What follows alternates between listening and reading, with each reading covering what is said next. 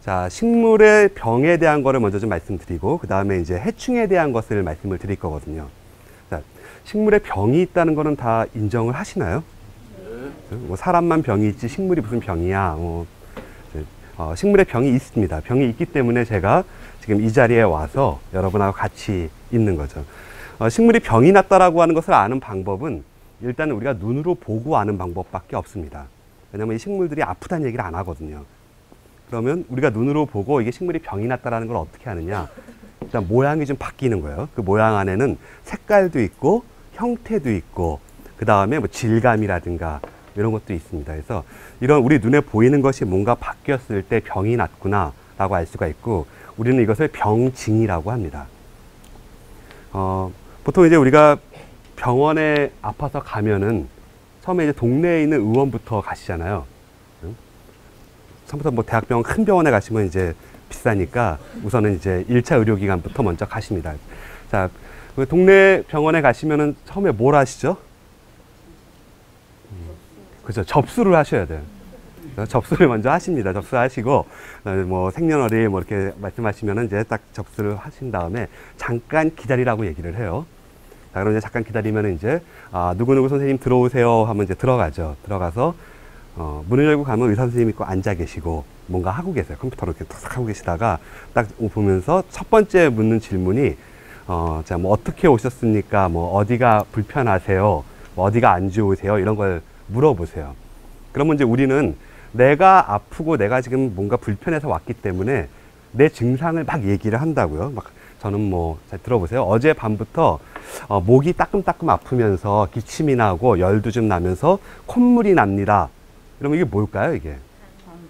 그렇죠. 감기겠죠. 일단 우선 딱 생각되는 게 감기예요. 그래서 선생님은 그 말을 듣는 순간 감기겠구나.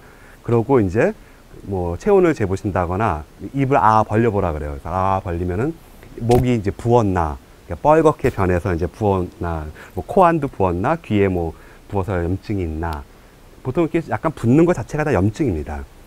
그래서 이런 것을 보시고 이제 처방을 내려주세요. 그리고 예를 들어서 뭐 이틀 전에 제가 어디 잔치에 가서 뭘 먹고 왔는데 뭐 계속 배가 꾸룩꾸룩 하면서 뭐 설사가 나고 계속 배가 아프고 뭐 그렇습니다. 그러면 이건 뭘까요? 그렇죠. 먹은 거에 원인이 있으니까 식중독에 의한 뭐 장염이라든가 뭐 이런 거가 되겠죠. 그래서 거기에 맞는 또 약을 처방을 해주세요. 그러면 이제 의사 선생님들이 제일 싫어하는 환자가 어떤 환자일까? 그 보면은 앉았습니다. 환자가 와서 마주보고 앉았는데, 자, 어디가 불편하세요? 이렇게 물어보니까 이 환자가 그냥 쳐다봐요, 빤히. 말을 안 하고 쳐다보면서, 자, 맞춰보세요. 라든가, 내가 어디가 안 좋을까요? 라든가, 이렇게 말하면은 이 환자는 정말 힘든 환자입니다. 의사님이 황당하죠, 이제. 그러면 이제 말을 안 하는데 맞추려면은 모든 온갖 검사가 다 들어가가지고 전체를 해야 이제 알 수 있는 굉장히 힘든 환자거든요. 이런 식으로 우리가 진단을 받는 거에 1차 진단은 거의 대부분 문진에 의해서 이루어집니다. 그러니까 묻고 듣고 해서 거의 90% 정도가 이 지역 병원에서는 다 이루어지는 것 같아요. 근데 문제는 이제 식물이 이 문진이 불가능하다라는 거죠. 그 못된 환자랑 똑같습니다. 그러니까 너 어디가 안 좋냐 이렇게 물어봐도 맞춰봐라 이거죠. 그래서 전적으로 이것은 이제 여러분과 저와 이렇게 공부하신 그 내용을 가지고 얘가 도대체 어디가 안 좋은 건가 자꾸 물어보려고 하지 마시고 이제 우리 눈에 보이는 것 같고 먼저 판단을 하는 수밖에 없다라는 겁니다. 지금 여기 보시는 요 사진 같은 경우에는 이게 복숭아 나무 잎이거든요. 복숭아 나무 잎은 굉장히 이렇게 창날처럼 길쭉하고 되게 예쁩니다. 근데 어느 날 이게 중간 부분이 이렇게 우글우글우글어져요. 종이 탄 것처럼 이렇게 우글우글우글어지다가 시간이 많이 지나면은 이런 식으로 이제 이렇게 막 잎이 전체가 다 우그러지는 이런 게 생깁니다. 그러면 일단 이거를 보면 우리는 형태가 바뀌었구나라고 알 수가 있어요. 그러면 이거 정상은 아니다 이게. 그래서 뭐가 형태가 바뀌어서 우리가 뭔가 금전적인 경제적인 손실이 발생할 때 우리는 이것을 병이라고 얘기를 하거든요. 이 병은 복숭아나무의 잎 오갈병이라고 하는 병입니다. 그러니까 오갈 그러면 이제 이렇게 오글오글 오그라든다 뭐 이런 뜻이거든요. 그래서 요새 복숭아나무가 이제 공원이라든가 학교에도 굉장히 많이 심습니다. 뭐 쭉 다니다 보면은 상당히 많은 이런 오갈병 증세가 나타나고 있어요. 초기에는 이 중간 부분이 약간 이제 오글오글 오그라지는 증세로 시작되다가 복숭아 과수원 하시는 분들은 또 이거 굉장히 많이 보죠. 이런 식으로 뭔가 이제 바뀌어서 우리 눈에 비정상적으로 보이는 것, 이것을 이제 병이라고 생각하시면 되고, 이거의 원인이 뭐냐, 우리는 이걸 찾아가고 원인을 알면은 또 치료하는 방법도 알 수가 있다, 이런 얘기가 되는 겁니다. 이러한 것은 이제 병원균이 있습니다. 그래서 곰팡이의 감염에 의해서 잎이 이렇게 변형이 일어나는 이런 것이 식물병의 대표적인 하나의 현상으로 볼 수가 있는 거죠. 그러면 이제 식물병의 원인을 잠깐 좀 보겠습니다. 이 식물병의 원인은 병원, 그러면 우리가 가는 건물로서의 병원이 아니고 그 병의 원인 이런 뜻이거든요.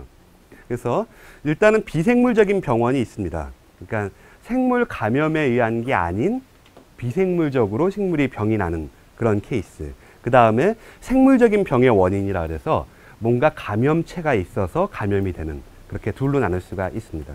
예를 들어서 식물에 물을 안 줘가지고 이게 식물이 말랐어요. 그럴 수 있잖아요. 시들었습니다, 이렇게. 그러면 벌써 모양으로 봐도 이게 정상이 아닌 거예요. 푸릇푸릇하고 쫙쫙쫙 뻗어 있어야 정상인데 얘가 축 늘어지면서 색깔도 누리끼리하게 변하면서 이렇게 되면은 이게 뭔가 이상이 있구나. 그럼 원인이 뭔가 이걸 찾아봐야 될 거 아닙니까? 그럼 그거의 원인에는 뭔가 감염에 의해서 그렇게 될 수도 있고, 그 다음에 물을 안 줘가지고 물이 부족해서 그렇게 될 수도 있다라는 얘기입니다. 그러면 이제 판단을 해야겠죠. 이게 과연 감염이냐, 물이 부족한 거냐. 저 같으면 어떻게 하냐면요. 화분에 이제 이렇게 시든 것이 있으면은 먼저 손가락으로 좀 파봅니다, 흙을. 그래서 손가락 2개마디 이상이 들어가게 꾹 파봐가지고 손을 넣어봐요. 그래서 손끝의 느낌이 촉촉한 뭔가 물기가 느껴지는가, 그걸 봅니다. 겉표면에 있는 흙은 우리를 많이 속이거든요.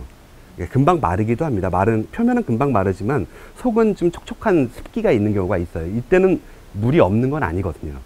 그래서 쭉 넣어봤을 때 손끝에 습기가 전혀 안 느껴지는 퍼석퍼석하게 마른 상태다.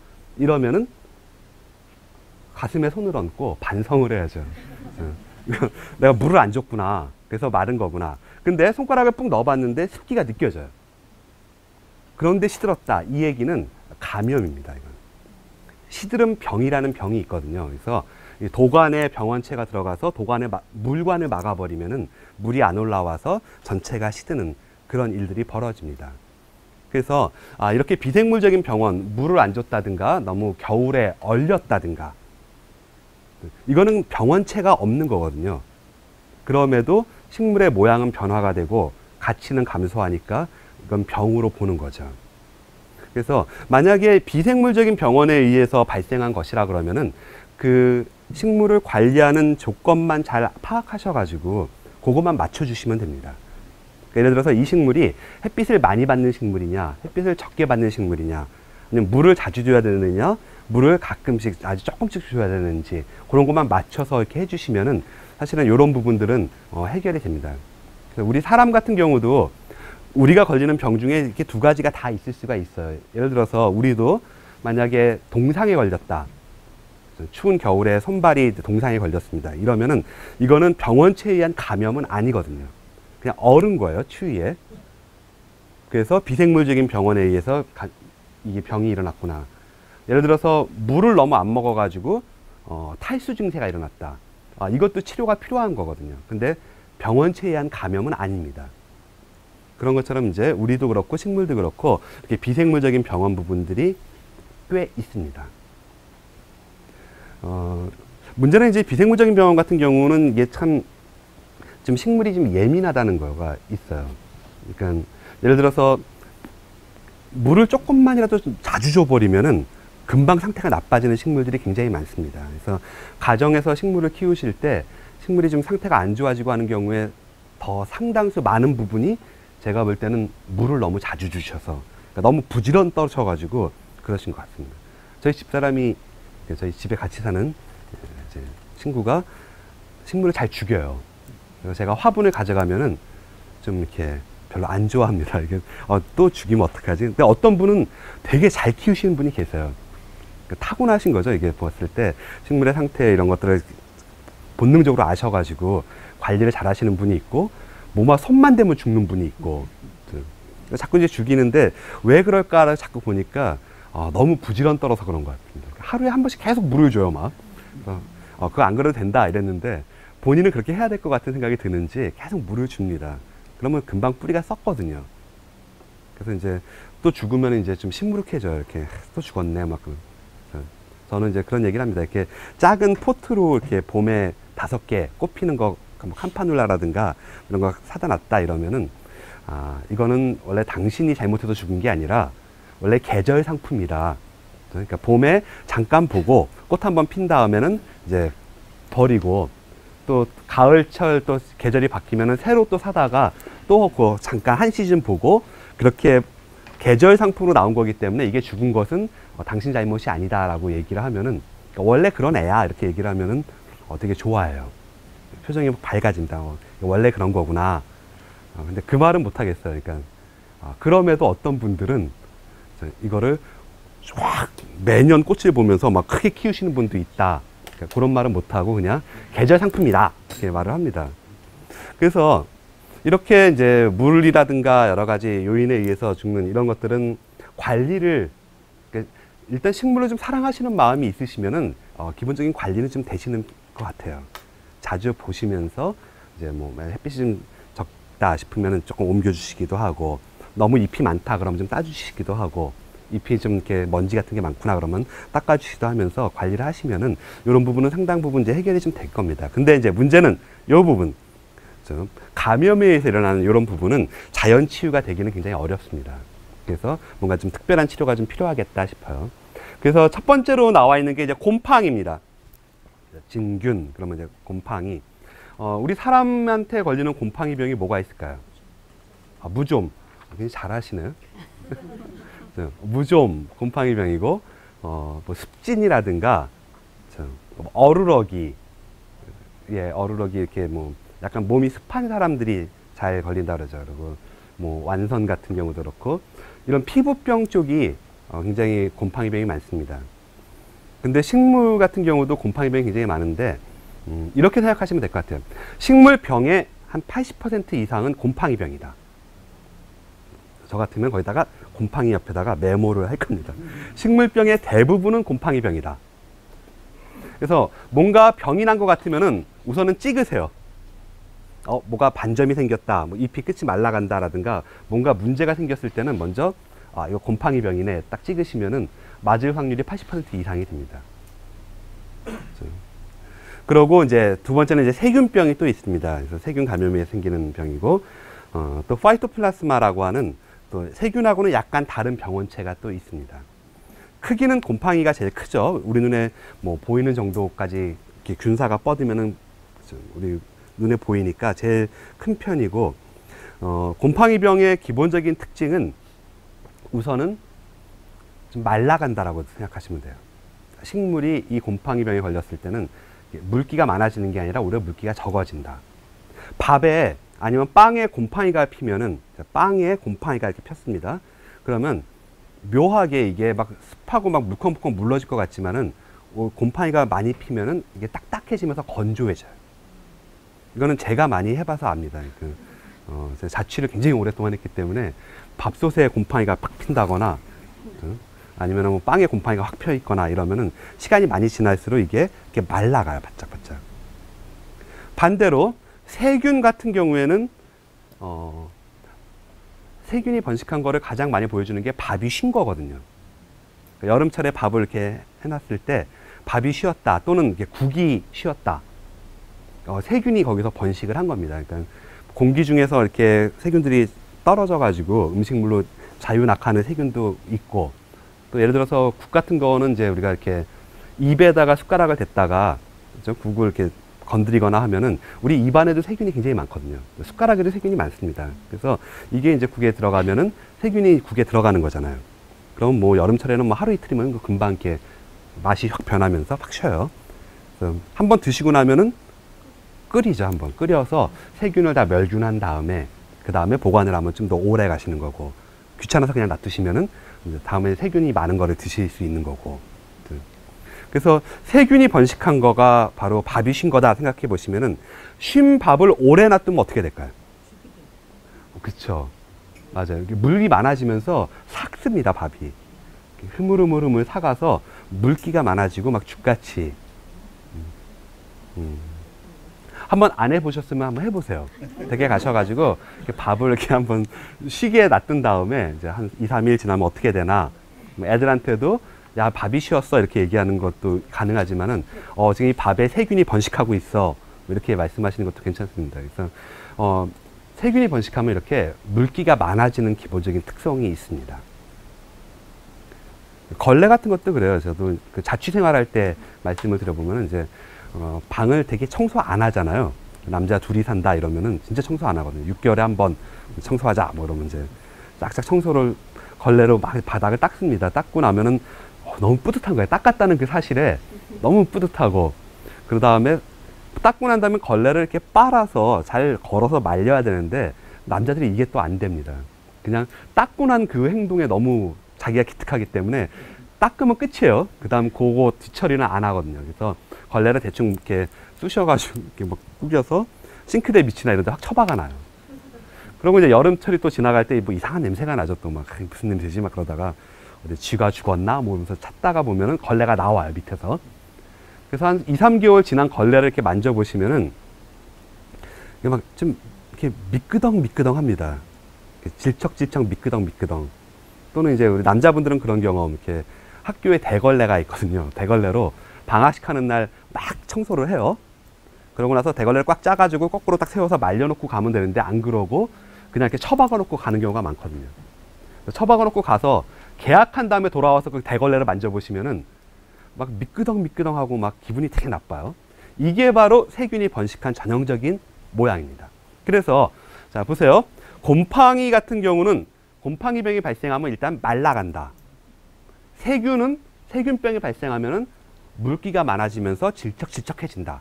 이거를 염두에 두시고 판단하시면은 굉장히 도움이 됩니다. 그래서 이런 경우 있잖아요. 이렇게 넓적한 만약에 호접란이라든가 뭐 선인장이라든가 이런 게 있는데 어느 날 얘가 중간이 갑자기 흐물흐물해지면서 질꺽질꺽해지는 그런 증상이 나타났다. 그러면 이것은 곰팡이일까요? 세균일까요? 세균병이 되는 거죠. 그러니까 물기가 많아지면 세균병입니다. 진물 같은 게 흘러나오고 막 허물어진다. 배추나 무 같은 경우도 무름병이 많이 오거든요. 배추 속이 막 이렇게 막 고동색이나 갈색으로 변하면서 이렇게 흐물흐물해지잖아요. 그러면 곰팡이병이다, 세균병이다. 세균병이 되는 거예요. 오, 잘하셨습니다. 그래서 이렇게 요것만 아셔도, 왜냐하면 그것들을 치료할 수 있는 약제가 곰팡이에는 곰팡이 약을 쓰셔야 되고 세균에는 세균 약을 쓰셔야 되거든요. 그러니까 우선은 원인이 무슨 균인지만 아셔도 치료의 절반은 이제 다가가셨다 이렇게 볼 수가 있는 겁니다. 자, 그럼 잘 한번 정리해 보세요. 식물의 병은 곰팡이병이 많다, 세균병이 많다. 그렇죠? 곰팡이병이 대다수입니다. 그리고 곰팡이병은 대부분 말라간다. 그리고 세균병은 그렇게 많지는 않은데 좀 물이 많아지면서 흐물흐물해진다. 이렇게 보시면 됩니다. 사람은 반대입니다. 사람은 곰팡이병보다 세균병이 훨씬 많아요. 식물은 반대로 곰팡이병이 훨씬 많다. 그 다음에 이제 파이토플라스마라고 하는 얘는 세균하고 모양이 비슷한데 세균이 갖고 있는 세포벽이라고 하는 게 없습니다. 그러니까 세균은 세포벽이 있어서 그 모양이 일정하게 항상 나타나는 데 비해서 파이토플라스마라고 하는 생물체는 세균하고는 전혀 다른 병원체가 되는 거예요. 그러니까 우리가 지금도 새로운 병원체들이 계속 밝혀지고 있습니다. 그러니까 뭐 광우병 같은 크루츠페트 야코병을 일으키는 뭐 프라이온이라든가 새로운 병원체들이 계속 나오는 것처럼 이것도 세균하고 다른 그런 병원체가 됩니다. 그래서 이 파이토플라스마가 일으키는 병의 대표적인 병이 대추나무의 빗자루병입니다. 대추나무가 어느 날 이렇게 보니까 전에는 안 그랬는데 올해 갑자기 가지가 이렇게 잎들이 조그매지면서 잎이 이렇게 팍팍 뭉치는 듯한 그런 증상들이 나타나요. 꽃도 잘 안 피고 대추도 안 열리고. 그래서 옛날 어르신들은 대추나무가 이런 증상을 보이면은 그 대추나무가 미쳤다라고 그러셨더라고요. 그러니까 우리 집 안에 대추나무를 심었는데 집안의 대추나무가 이렇게 증상이 나타나면 미친 대추나무가 되잖아요. 그러니까 재수가 없다고 그 대추나무를 잘랐습니다. 베버리고 또 새로 심으시고. 그래서 우리나라의 대추나무의 특징은 이렇게 오래된 막 500년 된 대추나무가 없어요.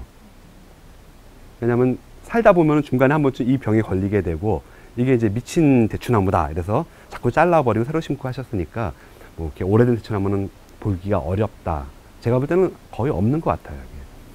그래서 이게 왜 이런 병에 걸릴까라고 생각을 하면서 조사를 해보니까 아 이게 파이토플라스마라고 하는 병원균이 대추나무에 감염이 돼서 이게 빗자루 증상을 일으키면서 이거를 가만히 놔두면 처음에 한두 개 가지가 그러다가 이게 점점 가지들이 여러 개로 이제 번져가는 그런 증상을 보이고 또 주변에 있는 대추나무도 자꾸 이게 번지더라 이거죠. 그래서 이 병원체를 알게 된 다음에는 이거에 대한 약제가 나오게 되고 지금은 이제 치료가 가능해졌습니다. 그래서 대추나무 빗자루병은 더 이상 이제 정신과 질환이 아니에요. 이거는 이제 내과 질환으로 치료가 가능하다. 근데 이 병원균이 이제 식물체 내부에 들어가 있잖아요. 그러니까 밖에서 약을 뿌리는 거는 별로 의미가 없습니다. 잎의 세포라든가 줄기 세포 속에 들어가 있기 때문에 이런 것을 치료하려면은 약을 나무 안으로 넣어줘야 되거든요. 그렇죠. 수관 주사로 약을 넣어주시면은 이것들이 이제 약이 쭉 들어가서 회복이 되는. 여기서 이제 우리가 식물병에서 생각하셔야 될 거는 회복이라는 측면이 한번 모양이 바뀐 게 정상적으로 깨끗하게 돌아온다 이런 개념은 아닙니다. 그런 일은 일어나지 않아요. 왜냐하면 이렇게 보시면 잎에 반점이 생겼습니다. 그 반점이 없어지면서 깨끗한 새살이 돋아가지고 초록색으로 딱 변하느냐 이러지는 않아요. 치료라고 하는 개념은 요것이 더 이상 번지지 않게 일단 막아놓은 상태에서 요 잎은 피해를 이미 받았기 때문에 떨어질 잎입니다. 그 잎이 떨어지고 새 잎을 받았을 때 깨끗하게 나오면 그게 치료가 되는 거죠. 그러니까 대추나무 빗자루병에 걸린 나무도 더 이상 그 빗자루 증상이 번져가는 게 아니라 그것들은 이제 가지를 잘라내시는 게 좋아요. 수관 주사를 했다 하더라도 그냥 가지를 잘라내 주시고 그 다음 해에 그 증상이 없게 가는 게 치료가 되는 겁니다. 자, 그래서 화이토플라스마 그러면 대추나무 빗자루병이 대표적인 질환이다. 그리고 바이러스병도 있습니다. 식물의 바이러스 그러면은 이렇게 알록달록한 모자이크 증상이거나 잎이 다 이렇게 조그매지는 왜소해지는 그런 증상을 일으키는 것들이 바이러스거든요. 근데 현재로서는 바이러스는 약이 없습니다.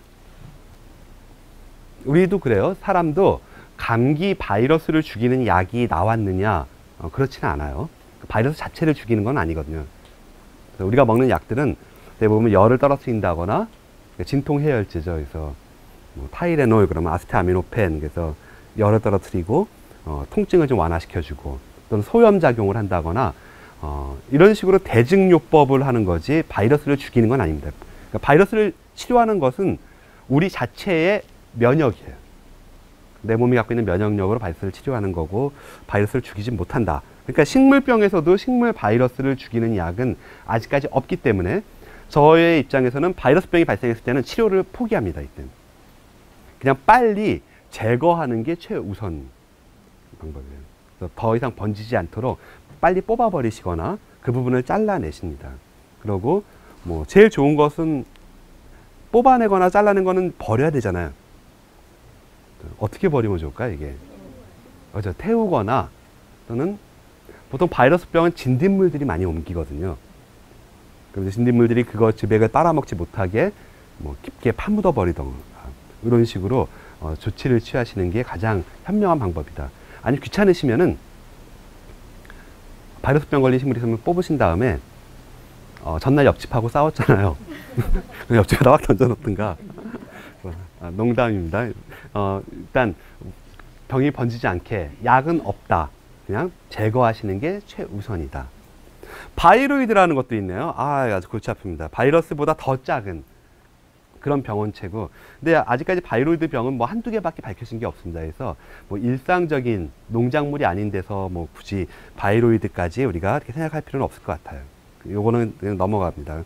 선충이라는 것도 있습니다. 선충은 선형 동물이에요. 이렇게 한 0.3mm 정도 크기고 맨눈으로는 잘 안 보입니다. 이렇게. 조금 이제 확대해 보시면 이제 보일 수가 있고, 그래서 선충이 일으키는 가장 유명한 병은 소나무 재선충병이죠. 그러니까 소나무 안에 이 선충이 들어가서 소나무의 그 물관 속에서 증식을 하거든요. 그럼 물관이 막힙니다. 물관이 막히니까 소나무에 물이 안 올라가게 되고 소나무 잎이 시들면서 죽어가는 그런 병이 소나무 재선충에서, 식물에서 선충에 의한 감염 같은 경우도 뭐 은근 일어나는 그런 증상입니다. 그래서 여기서 이걸 다 지금 한 번에 쫙 외우시기가 어려우시면은 일단 권장사항은 2개만 먼저 기억하시라는 거죠. 곰팡이, 세균. 곰팡이 제일 많다. 그죠? 그리고 마르면서 건조해진다. 세균, 물기가 많아진다. 요거 2개 하셨으면 이제 조금 더 나가셔서 파이토플라스마, 대추나무 빗자루병.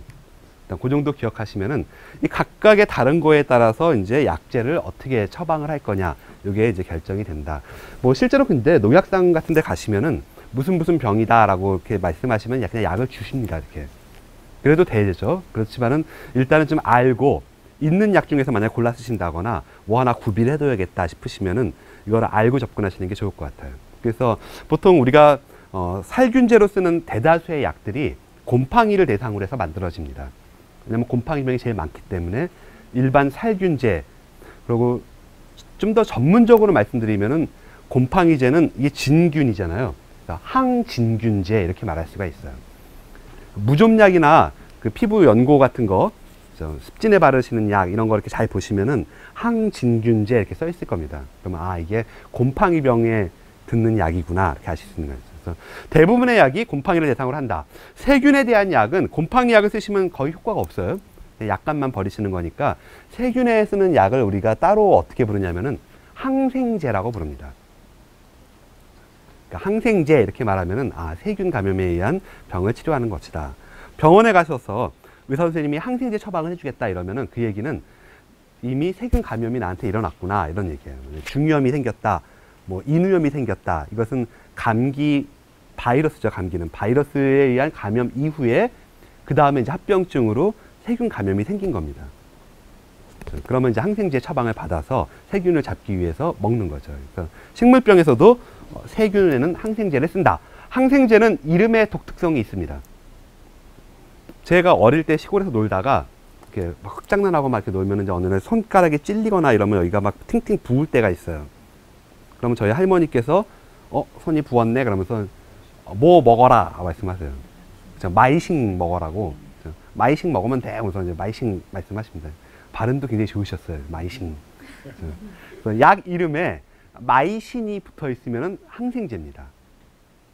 테라마이신, 뭐 아그로마이신, 뭐 스트랩토마이신, 가나마이신, 가스가마이신 이렇게 돼 있으면은 아, 이게 항생제구나. 그래서 세균병, 식물이 질척질척하게 물러간다. 그러면 아, 세균병이구나. 그러고 나서 거기에다가 이걸 치료하려면은 아, 항생제 무슨 마이신자가 들어있는 거를 쓰시면은 아, 그게 세균약이다 이렇게 쓰는 거죠. 곰팡이병에다가 마이신 들어가 있는 걸 쓰시면 또 안 돼요. 별로 효과가 없습니다. 그래서 곰팡이병에는 곰팡이약, 세균병에는 세균약. 파이토플라스마 쪽에서 듣는 약은 사이클린이라는 이름이 들어갑니다. 옥시 테트라사이클린, 그냥 뭐 테트라사이클린 이렇게만 아셔도 상관이 없겠습니다. 그래서 대추나무 빗자루병, 이 병에는 테트라사이클린을 수간주사액으로 만드셔가지고 주사를 꽂아주시면은 뭐 상당히 치료가 잘 되는 그런 편이 되는 거죠. 그래서 요 정도 우선 3가지 좀 기억하시고 가시면은 바이러스는 약이 있다 없다? 없습니다. 그냥 빨리 뽑으시고 제거하시는 게 좋겠다.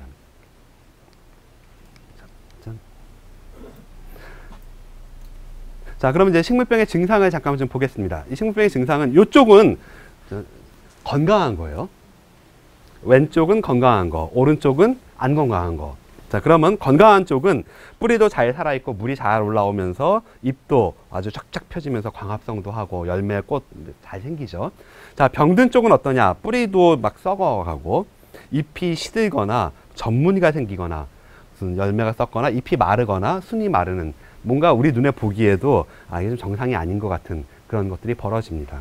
그래서 이런 것들을 우리가 이제 아까 병징이라고 말씀을 드렸고, 이 병징을 놓고 보셨을 때는 우선은 2가지로 좀 나눠보시는 게 편리해요. 이게 부분적인 거냐, 전체적인 거냐. 부분적인 거, 예를 들어서 열매에 전무늬가 생겼다거나 잎 끝이 말란다. 이런 것은 부분적인 거거든요. 그래서 부분 병징이다 이러면은 요 부분을 잘 조사하시면은 병의 원인을 보실 수가 있어요. 근데 예를 들어서 전체 식물이 전체가 시들었다. 이것은 부분병증이 아닙니다. 전신병증이거든요. 그러면 시든 잎을 아무리 조사해 봐야 그 병의 원인이 뭔지 알기는 어렵다라는 거예요. 자, 잎 식물 전체가 시들었다는 뜻은 감염된 부위가 잎 가 쪽에 있을까요? 아니면 뿌리 근처 아래에 있을까요? 천재십니다. 아래쪽에 있어요. 그러니까 이게 흙이라 그러면 흙에서 이렇게 올라오는 요 흙 아래쪽이나 흙 바로 경계부 그쪽에서 감염이 일어났을 때 위쪽으로 물이 안 올라오니까 전체가 시드는 거거든요. 그래서 이럴 때는 잎을 조사하시지 마시고 이 흙가 쪽을 조사하시는 게 좋습니다. 저 같은 경우는 어떻게 하냐면은 이게 이제 비싼 게 아니면은 여러 개가 있다 싶을 때 줄기 하나의 땅가 쪽에 있는 줄기 하나를 뽑아서 칼로 갈라봅니다. 쭉 쪼개서 갈라보시면은 건강한 식물체들은 물관이 우리 눈에 잘 안 보여요. 근데 갈랐을 때 세로로 이렇게 약간 거뭇거뭇한 줄이 쭉쭉쭉 보인다는 얘기는 물관이 보이는 거거든요. 그리고 거뭇거뭇하다는 뜻은 그 안에 곰팡이든 세균이든 선충이든 뭔가가 증식했다는 뜻입니다. 그러니까 그게 막혔어요, 여기가.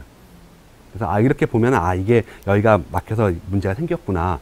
그러면 다른 것들로 번지지 않게. 왜냐하면은 흙 쪽에서 걸리는 전신 증상의 병들은 대부분 토양을 타고 많이 갑니다.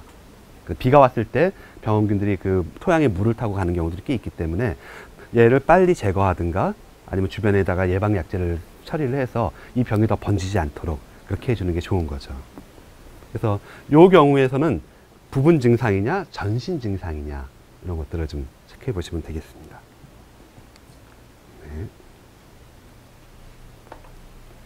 자, 그러면 이제 하나 좀 잠깐만 사진을 보면서 예를 들어 보겠습니다. 요거는 이제 제 방에서 제가 키우는 난이거든요. 자, 이 난이 어느 날 잎 끝이 이렇게 끝에서부터 쭉 말라 들어가면서 건강한 부위와 경계 부위가 약간 진하게 뚜렷하게 경계선이 착 생겼습니다. 요거 가만히 놔두면은 얘가 점점 밑으로 들어가요, 이렇게.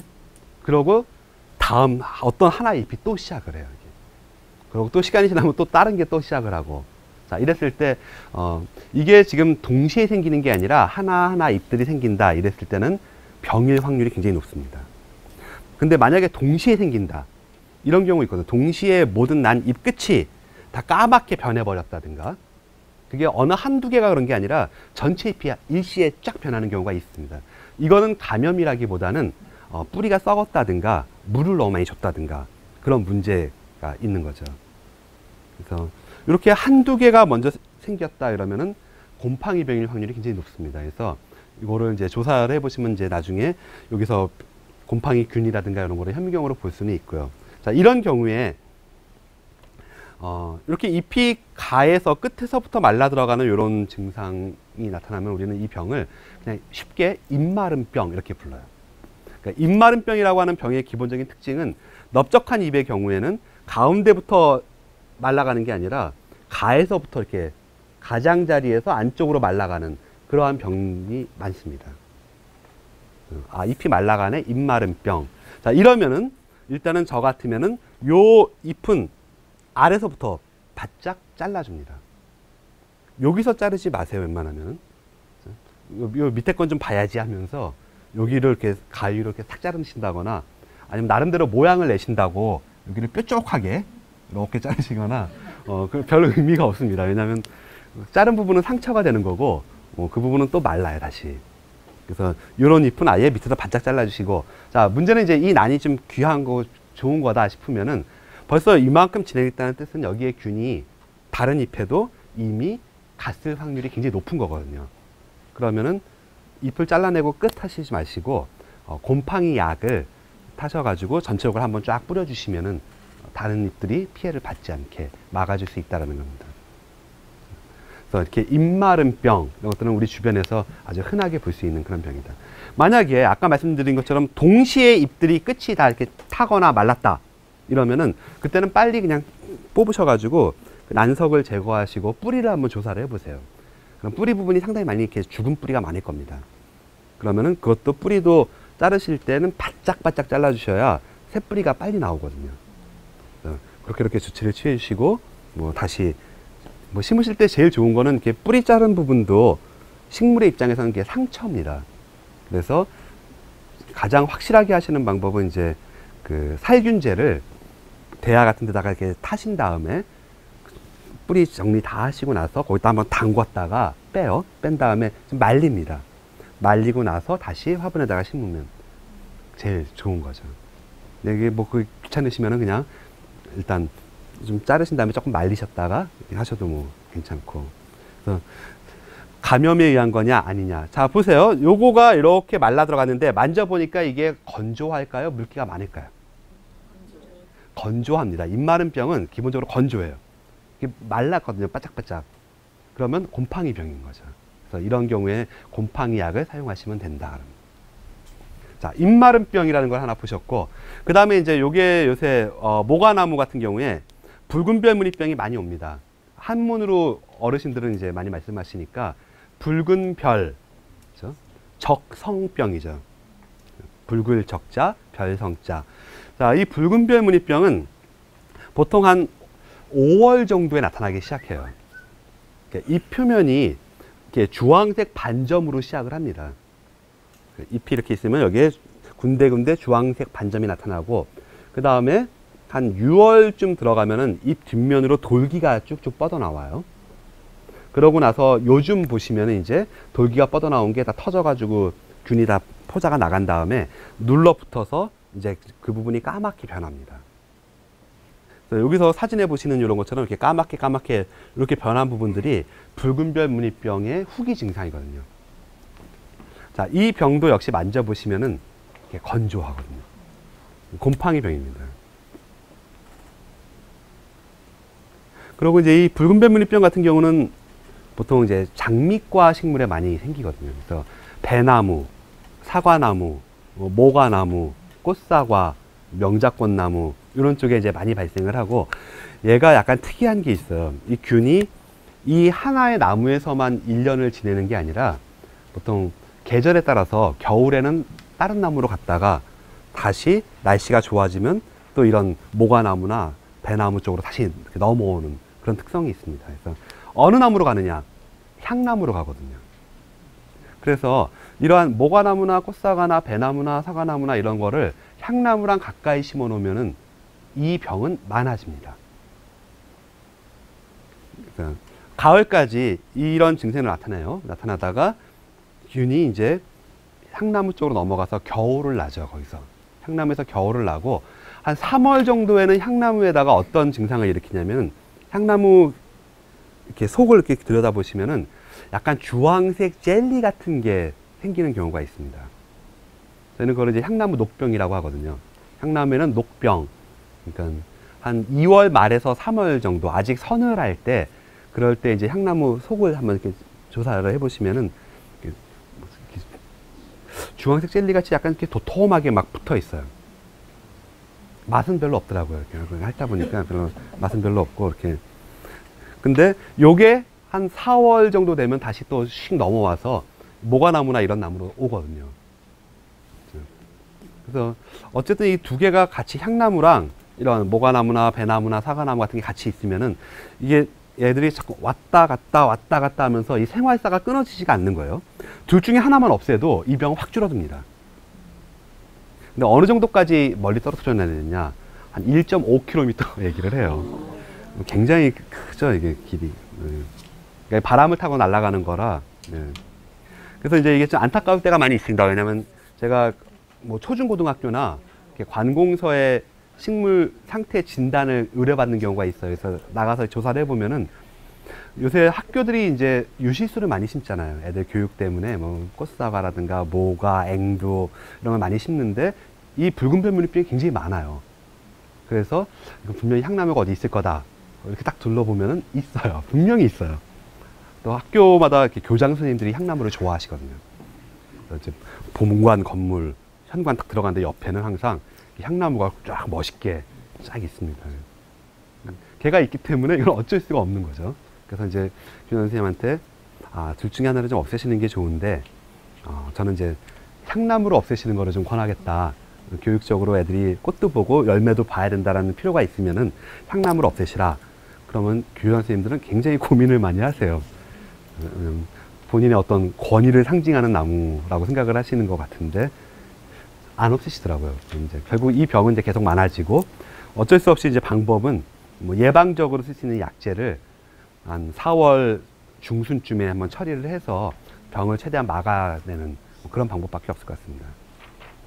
제일 나쁜 경우가 과수원, 배나무 과수원 옆에 뭐 조경회사가 들어와가지고 향나무를 쫙 심어놨다든가 이런 경우가 제일 나쁜 거죠. 이제 실제로 소송으로도 많이 걸립니다. 이게 그것 때문에 우리가 피해를 보았다, 손해배상 청구하고 뭐 이렇게 해서 그러니까 향나무와 굉장히 밀접한 연관이 있는 그런 병입니다. 자, 붉은 별무늬 반점이 생기면은 붉은별 무늬병이 되는 거죠. 요게 이제 그 잎 뒷면으로 돌기가 나타나는 형상입니다. 그러니까 아까 그 붉은별 무늬병이 반점이 생겼다가 이 뒷면에 돌기가 쭉쭉 뻗어나오고 곰팡이는 포자로 이게 번식을 하거든요. 그러니까 씨앗이 있는 게 아니라 식물은 종자, 곰팡이는 포자거든요. 그래서 요게 터지면서 여기서 이제 포자가 막 날아가기 시작하는 거예요. 그래서 우리 주변에는 이게 뭐 공기를 계속 포집해 보면은 곰팡이 포자도 굉장히 많습니다. 그래서 이거 언제든지 뭐 식물에 붙을 수는 있는 거고 이런 식으로 이제 증상이 진행이 된다. 예, 요게 이제 향나무에서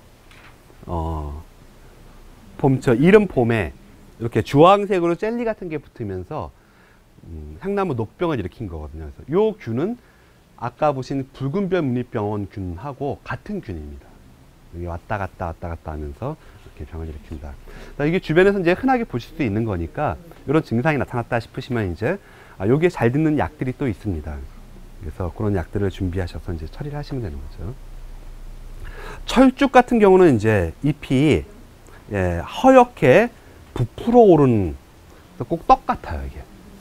그래서 떡 같으니까 떡병이 되는 거죠. 이게 이제 시간이 지나면 초기 증상은 이렇게 하얗게 올라오고 포자가 생기면서 좀 시커매집니다. 그리고 나중에는 이게 좀 말라붙는. 물기가 많을까요? 아니면 이건 점점 건조해질까요? 이건? 이것도 건조해집니다. 점점 시커멓게 말라붙는 그런 병이거든요. 역시 지금까지 보신 모든 병은 곰팡이병입니다. 이런 떡병 같은 경우가 이제 걸리는 위치도 어느 정도 보면은 예상이 가능합니다. 철쭉이 이렇게 좀 아래쪽에 심는 그런 식물이잖아요. 그래서 철쭉 떡병이 많이 걸리는 그 철쭉들은 보면은 다른 키 큰 나무가 있는데 밑에 심은 철쭉. 단풍나무라든가 뭐 이렇게 이런 다른 나무들이 많은데 아래쪽에서 이렇게 그늘이 많이 지면서 통풍이 잘 안 되는 곳, 이런 곳에는 이 떡병이 많이 발생을 합니다.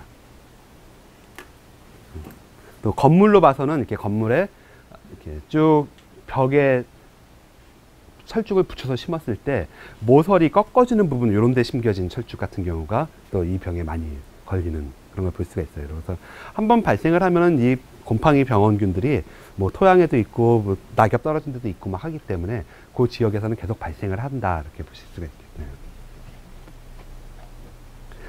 자, 그 다음에 이제 장미에서도 많이 보시는 것들이 있습니다. 장미 같은 경우는 이파리에 검은색 물감이 번진 것 같은 그런 반점이 이렇게 나타나요. 근데 반점이 동글동글하지가 않고 정말 뭐가 삐쭉삐쭉하게 이렇게 우리 화선지에 먹물이 쭉 퍼져나가는 그런 느낌으로 뾰족뾰족하게 이렇게 쭉 퍼지는 그런 것들이 있습니다. 그래서 이게 검은 별무늬 같다 그래서 검은 별무늬병, 한자로 하면은 이제 흑성병 이렇게 부르는 그 병입니다. 아파트 주변에 심겨진 장미나 뭐 공원에 심겨진, 또 학교에 심겨진 장미에서는 거의 100% 볼 수가 있습니다. 아주 흔하게 발생하는 병이고, 요 병은 요 자체만으로는 큰 문제가 안 돼요. 뭐 장미가 죽거나 그런 건 아니기 때문에 괜찮은데, 문제는 이게 곰팡이병이니까 말라가겠죠. 건조해지겠죠. 그래서 이 병에 걸린 잎들은 지금 보시면은 약간 이렇게 누르스름하게 색깔이 변해갑니다. 병의 초기에는 초록색이 유지되다가 금방 누렇게 잎이 뜬다 그러죠. 누렇게 색깔이 변하고 물기가 점점 없어지는 거예요. 바람이 조금만 불거나 이렇게 조금만 흔들어도 다 우수수 떨어져 버리는 그런 문제가 되는 거죠. 그래서 어느 장미는 막 잎이 무성하게 피면서 꽃도 막 피는 그런 장미가 있고, 어떤 장미는 잎이 별로 없어요. 막 이렇게 줄기만 있고 앙상하게 뭐 비실비실하고 꽃도 잘 안 피고 이런 장미가 있는데, 이런 병에 매년 이렇게 걸리다 보면은 잎들이 다 빨리빨리 떨어져 버리고 앙상해져 버리는 그런 일이 벌어집니다. 그래서 검은별 무늬병, 아주 흔하게 보실 수 있는 병이니까 이런 것들도 장미를 좀 관리해야 되겠다 싶으시면은 이제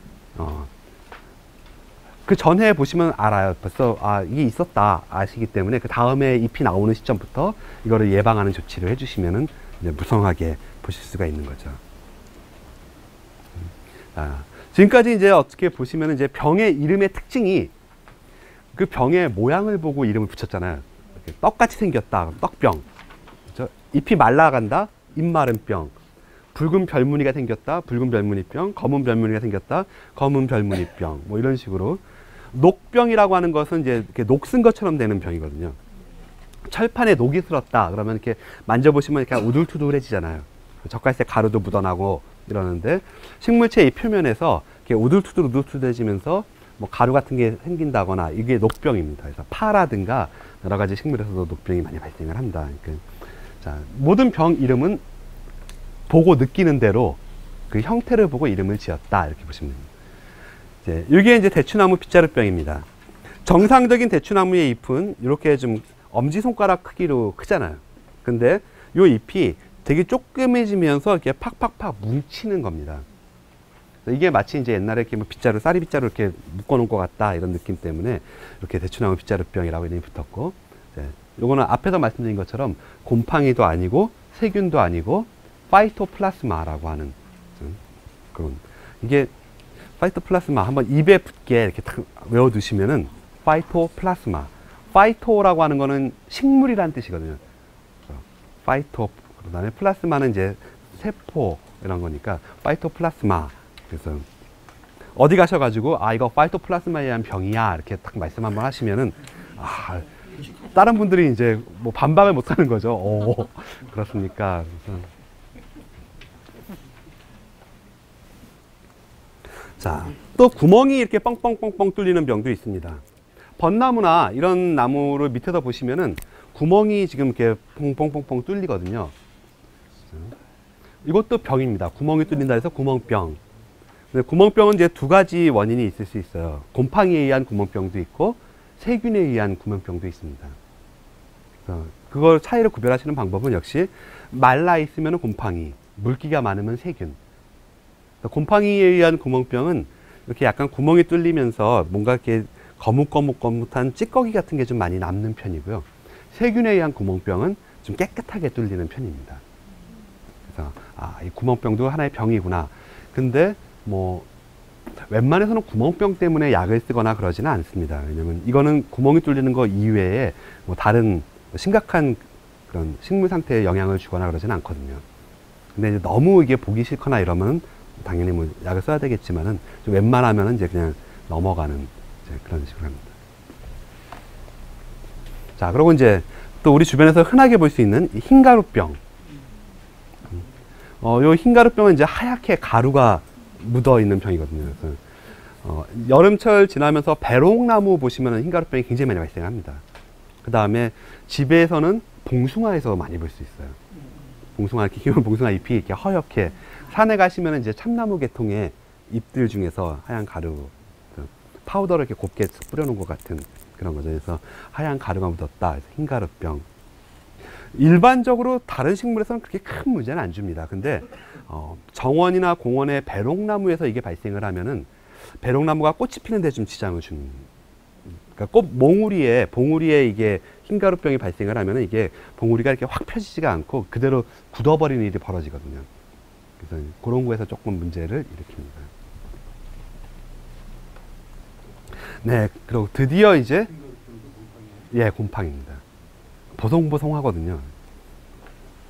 드디어 식물병이 세균병이 나왔네요. 이게 이제 흐물흐물 지적지적 물러간다. 그러면은 물러가니까 물음병 이렇게 부르는 겁니다. 그래서 이런 세균 증상이다, 확실하게 이제 물렀다 이러시면은 이거는 이제 항생제를 이용해서 약을 써주시는 게 가장 좋겠다 싶은 겁니다. 그러니까 지금까지 보신 것처럼 이렇게 잘 생각해 보시면은 곰팡이병이 대부분이잖아요. 그러니까 실제로 그렇습니다. 곰팡이병이 거의 대부분이고 세균병은 좀 흐물흐물하거나 궤양병이나 뭐 무름병 같은 일부가 좀 세균병이 좀 있고요. 그다음에 이제 파이토플라스마 대추나 빗자루병 이렇게 있는데 이렇게 하시는 게 좋으실 것 같아요.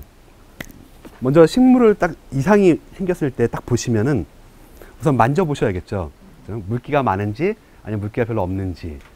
물기가 별로 없이 말라간다 이런 곰팡이병, 물기가 많으면 세균병 이렇게 생각하시면 되고, 일단은 머릿속으로는 곰팡이병이 대부분이다라고 일단 생각해 놓으시는 게 좋아요. 자, 친구분하고 같이 가시다가 이제 식물이 뭐가 이상해요. 붉은 반점 같은 게 막 생겨 있어요.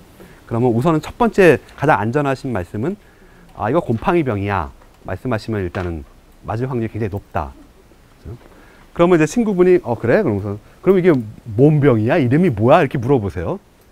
근데 이제 아시는 거면 뭐 자신 있게 말씀하시면 되는데 병이 또 굉장히 많잖아요. 그러면은 잘 모르시겠으면은 그 모양을 보시고, 그렇죠? 예, 모양을 보시고, 자, 만약에 제일 쉬운 게 흰가루병입니다. 사실 하얀 가루가 묻어 있으면은 흰가루병이죠. 자, 잎이 말라 들어갔어요. 끝에서부터. 그럼 무슨 병일까요? 모의 마른 병, 잎 마른 병. 그렇죠? 가지가 말라갔어요. 가지 마른 병입니다. 전무늬가 생겼습니다.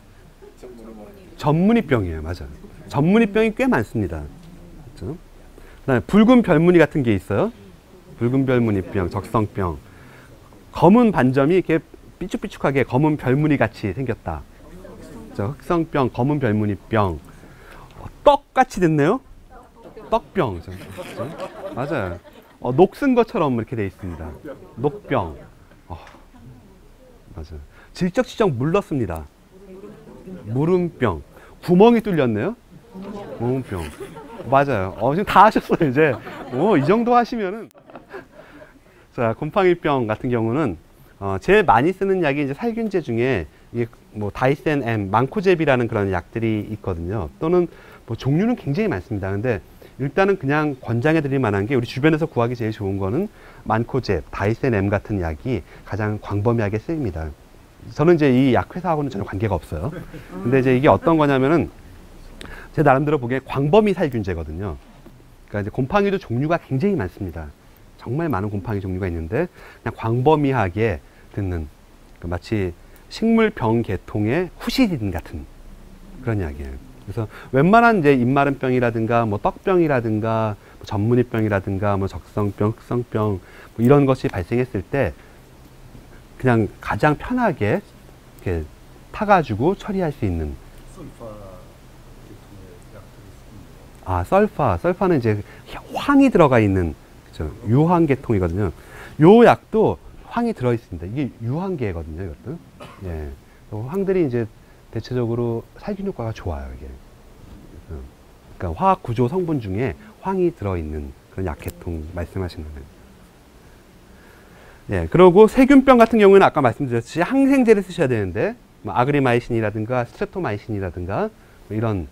또 상품명으로는 뭐라고 나오는 게 있냐면은 농용신 이렇게 나오는 게 있습니다. 이거는 농업용 마이신, 이거의 약자 같아요. 농용신. 그런 마이신자, 그것만 기억하시고, 그거가 들어있는 약을 쓰시면은 웬만한 세균병에는 잘 됩니다.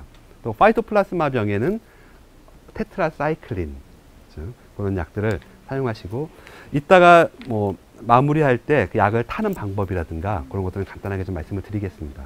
자, 그러면 첫 시간 이제 식물병에 대해서 간단하게 좀 말씀드렸습니다.